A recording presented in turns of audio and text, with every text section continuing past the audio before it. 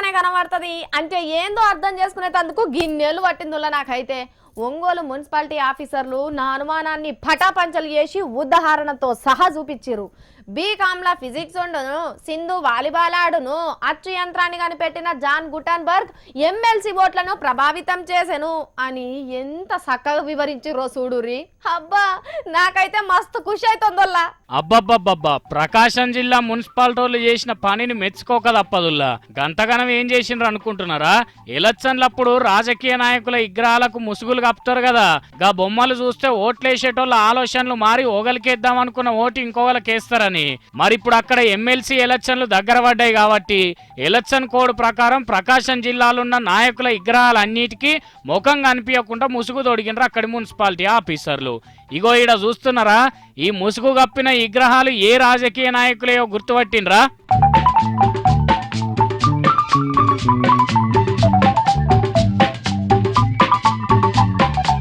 మంచిగా చూడండి, తెలుస్తలేదా?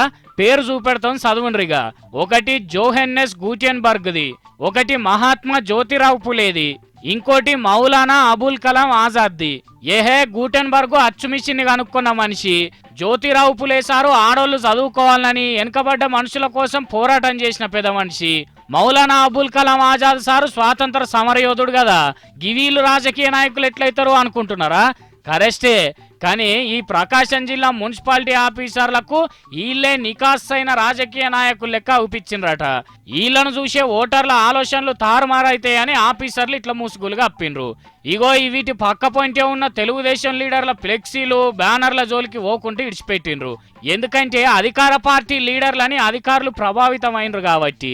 వీళ్ళని ఏమనాలో చెప్పుండ్రి. తిన్నావురా బస్వా అంటే తిన్నా, పన్నావురా బస్వా అంటే పన్నా అన్నట్టు లేదు ఆఫీసర్ల పనితనం. మందికి మంచి చేసిన మహానుభావుల బొమ్మలకు బట్టగట్టి లీడర్ల ఫ్లెక్సీలు ఇడిచిపెట్టిండ్రంటే ఆఫీసర్లు కండ్లు మూసుకొని పనిచేస్తున్నట్టే కదా. ఇగో వీళ్ళందరినీ తీసుకుపోయి బీకాంల ఫిజిక్స్ చదివిన జలీల్ ఖాన్ సార్తో సన్మానం చేపియాలని అంటున్నారు ఒంగోలు జనం.